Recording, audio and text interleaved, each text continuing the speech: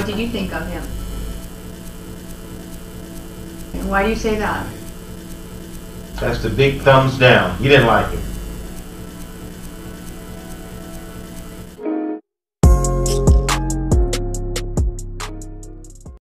What's up dude? Kembali lagi di Kasur Kamis Telusur. Pada penelusuran kita kali ini, kita akan membahas sebuah kasus atau sebuah kisah tragis mengenai perseteruan antara seorang mertua dengan menantunya yang terjadi di California, Amerika Serikat. Bagaimana kisah selengkapnya? So dude, let's explore this case.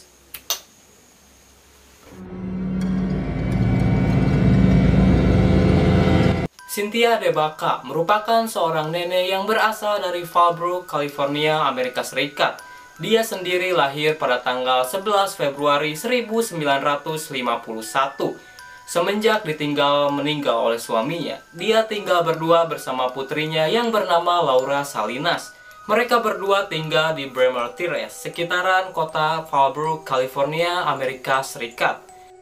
Laura Salinas sendiri tumbuh dengan baik di bawah didikan Cynthia DeBaca. Dia menjadi seorang putri yang pintar dan juga baik tanpa kekurangan kasih sayang sedikit pun.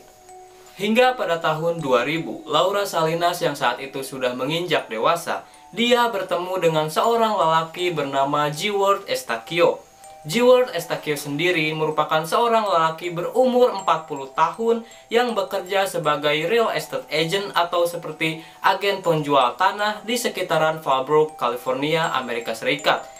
Jeward juga merupakan seorang cadangan militer untuk Angkatan Bersenjata Amerika Serikat. Di samping itu, si Jeward ini juga merupakan seorang pelatih rugby di salah satu stadion di kota Pista, California, Amerika Serikat. Sebelum berhubungan dengan Laura Salinas, Jeward sendiri pernah menikah pada tahun 1995 dan dikaruniai 2 anak pada pernikahan tersebut. Sebelum akhirnya si Jeward ini menjadi seorang single parent karena ditinggal meninggal oleh sang istri. Hingga pada tahun 2001, Jeward dan Laura memutuskan untuk menikah, di mana dalam pernikahan tersebut mereka akhirnya dikaruniai 2 orang anak. Jadi, si Jeward ini memiliki total 4 anak. Akan tetapi, dude, konon katanya, pada pernikahan tersebut, ibu dari si Laura, yaitu Cynthia DeBaca, tidak menyetujui pernikahan tersebut atau agak menentang pernikahan tersebut. Karena si Cynthia ini mengira atau berpikiran bahwa si Jeward ini merupakan orang yang tidak baik dan juga memiliki perilaku yang sangat keras. Pada kehidupan pernikahannya, Jeward dan Laura memiliki kehidupan yang baik, disokong dengan pekerjaan mereka yang baik sehingga membuat finansial keluarga mereka sangat baik. Akan tetapi, namanya juga kehidupan, pasti tidak selalu berjalan dengan baik. Pasti ada saja konflik-konflik yang harus mereka berdua alami. Terutama konflik antara mertua dan menantu, yaitu antara Cynthia DeBaca dan juga menantunya Jeward Eustaquio, yang semakin memanas seiring berjalannya waktu. Hingga puncaknya adalah pada tahun 2011. Ketika itu Cynthia menderita penyakit stroke dan mengharuskan Laura beserta suaminya dan anak-anaknya pergi ke rumah Cynthia DeBaca untuk mengurus Cynthia yang terkena penyakit stroke tersebut. Nah, disitulah konflik-konflik panas antara Jeward dan juga si Cynthia DeBaca mulai intens terjadi. Mulai dari berdebat mengenai hal-hal politik dan juga berdebat mengenai tata cara bagaimana membesarkan seorang anak. Karena Jeward ini memiliki latar belakang militer, sehingga cara dia membesarkan anak-anaknya dan juga kehidupan rumah tangganya memiliki mindset militer dengan mengedepankan kedisiplinan yang sangat tinggi. Hal itu sangat bertolak belakang dengan kehidupan Cynthia DeBaca. Cynthia beranggapan bahwa si Jeward ini sangat keras terhadap anaknya Laura dan juga cucu-cucunya. Juga karena pada saat itu mereka tinggal bersama, jadi si Cynthia ini diharuskan mengikuti segala peraturan yang sudah ditetapkan oleh si Jeward Eustaquio. Hal itulah yang sangat tidak disukai oleh seorang Cynthia DeBaca. karena menurutnya ini adalah rumahnya, dan juga kenapa dia harus mematuhi segala aturan-aturan yang diciptakan oleh sang menantu Jewel Eustaquio. Konon katanya dude, pola hidup Cynthia DeBaca ini sangat bertolak belakang dengan cara atau pola hidup yang ditetapkan oleh Jewel Eustaquio sang menantu, di mana katanya si Cynthia ini menjalani hidupnya secara ngasal. Dia tidak memperdulikan tentang kesehatan, seperti merokok, minum minuman beralkohol, dan juga sering melontarkan kata-kata yang sangat tidak pantas untuk didengarkan. Hal itulah yang sering menjadikan si Jewel ini memarahi Cynthia atau membentak Cynthia karena perilaku buruknya tersebut. Si Jewel ini tidak mau anak-anaknya melihat atau meniru perilaku sang nenek karena perilaku buruknya tersebut. Namun alasan baik dari si Jewel ini tidak diterima dengan baik oleh seorang Cynthia DeBaca. Dia berpikiran bahwa ini hidupnya dan terserah bagaimana ia berperilaku dalam kehidupannya.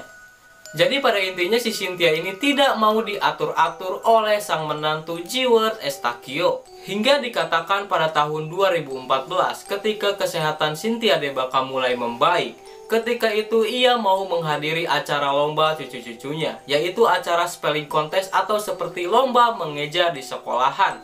Nah, pada saat dia mau berangkat ke sekolah cucu-cucunya, si Cynthia ini dibentak atau dimarahi oleh si Jewel Eustaquio dikarenakan si Cynthia ini mengenakan pakaian yang tidak pantas untuk dikenakan di acara tersebut menurut pemikiran si Jewel Eustaquio. Pada saat itu keadaan di rumah tidak ada siapa-siapa kecuali mereka berdua. Laura dan anak-anaknya sudah berada di sekolah, dan rencananya si Cynthia ini akan menyusul mereka pada pukul 8 pagi. Namun sebelum berangkat ke sekolah, si Cynthia ini terlibat argumen yang cukup panas dengan menantunya Jewel yang pada saat itu akan berangkat bekerja.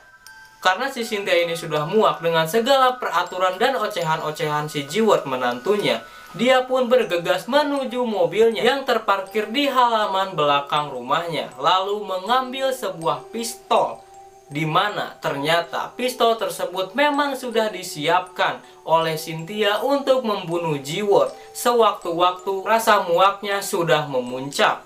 Cynthia DeBaca pun mengisi pistol tersebut dengan 5 peluru dan langsung menembaki Jewel secara membabi buta. Dikatakan pada saat itu, Cynthia sampai bolak-balik ke mobilnya untuk mengisi peluru sampai si Jewel ini meninggal dunia. Total ada 15 tembakan yang ditembakkan oleh Cynthia terhadap tubuh Jewel Eustaquio. Namun ternyata hanya 12 tembakan yang bersarang di tubuh Jewel Eustaquio. Akan tetapi dude, itu sudah cukup untuk membuat si Jewel ini meninggal dunia. Para tetangga yang mendengar bunyi tembakan tersebut pun langsung menghubungi pihak kepolisian lantaran mereka takut dengan suara tembakan tersebut yang terjadi di sekitaran rumah mereka. Sheriff Communications Dispatcher number 10, may I help you? Hi, I was in my bathroom doing my hair and I could hear what sounded like gunshots, and I opened my window and I hear it sounds like a man saying, "Help me, help me." I just heard the shot again. Emergency. Yeah, there was some gunshots fired, about 5 of them behind my house, and now I can hear someone yelling, "Help me." Oh, another gunshot. Another shot. I hear it. Total ada sekitar 5 panggilan yang menghubungi pihak kepolisian pada saat itu. Mendengar pengaduan tersebut, polisi pun langsung bergegas menuju ke tempat kejadian, yaitu rumah Cynthia DeBaca. Ketika pihak kepolisian sudah tiba di rumah Cynthia DeBaca, polisi menemukan Jewel Eustaquio yang sudah tergeletak tak bernyawa di dapur rumah Cynthia DeBaca. Nah, si Cynthia ini ternyata tidak ditemukan atau sudah lari dari rumah tersebut. Setelah melakukan olah TKP dan juga investigasi, polisi pun langsung melakukan pencarian terhadap Cynthia DeBaca. Hingga beberapa jam kemudian, Cynthia pun berhasil ditemukan di sebuah coffee shop favoritnya. Polisi pun langsung membawa Cynthia ke kantor kepolisian terdekat untuk proses interogasi. Pada saat proses interogasi, Cynthia ini mengaku bahwa ia sangat puas telah membunuh si Jewel Eustaquio. Dia mengatakan bahwa ia sangat membenci menantunya tersebut lantaran perilaku atau sifat keras dari si Jewel Eustaquio ini sendiri. Dan si Cynthia ini berpikiran bahwa si Jewel ini dapat membahayakan anaknya Laura dan juga cucu-cucunya. What do you think of him? And why do you say that? That's the big thumbs down. You didn't like him. So mean to me and all of them. He's mean to everybody? Yes, he is. Anybody try to stop him? Can't stop him. It sounds like somebody had to stop him, or I did. I did. I was guilty. somebody had to stop him. I did. Okay, it's okay. Is he dead? You tell me. Gotta be dead. You think he's dead? I hope so. Akan tetapi alasan tersebut tidak bisa diterima oleh keluarga besar Jewel Eustaquio. Keluarga Jewel mengatakan bahwa si Jewel ini adalah sosok yang baik, mungkin keras, tapi keras untuk kehidupan yang baik. Karena kejadian tersebut, keluarga besar Jewel Eustaquio pun sangat marah kepada Cynthia dan mengutuk keras perilaku Cynthia Debaka tersebut. Sampai-sampai cucu-cucunya pun membenci perilaku sang nenek yang telah membunuh ayah yang sangat dicintai oleh mereka. Laura sang anak pun sangat bersedih atas kejadian tersebut. Bagaimana tidak, Dude? Ibu yang sangat dia cintai tega membunuh suami yang sangat juga ia cintai, Dude. Pada saat proses persidangan, Laura hanya mengatakan bahwa ini adalah sebuah tragedi. Aku sangat mencintai ibuku dan juga aku sangat mencintai suamiku. Ini adalah murni sebuah tragedi yang sangat menyedihkan. Proses persidangan berlangsung cukup lama dikarenakan kesehatan dari Cynthia Debaka ini mulai memburuk. Dan juga mungkin juri pada saat itu bingung untuk menentukan hukuman apa yang harus dijatuhkan terhadap Cynthia Debaka, mengingat umur dan juga kesehatan Debaka yang sudah cukup tua dan sudah sakit-sakitan. Hingga akhirnya pada tahun 2017, Cynthia Debaka dijatuhi hukuman 50 tahun penjara tanpa bebas bersyarat. Nah, Dude, bagaimana menurut opini kalian terhadap kasus tersebut? Silahkan tinggalkan opini kalian di kolom komentar, Dude. Begitulah, Dude, kami telusur pada kali ini. Nantikan di kasur-kasur berikutnya, Dude.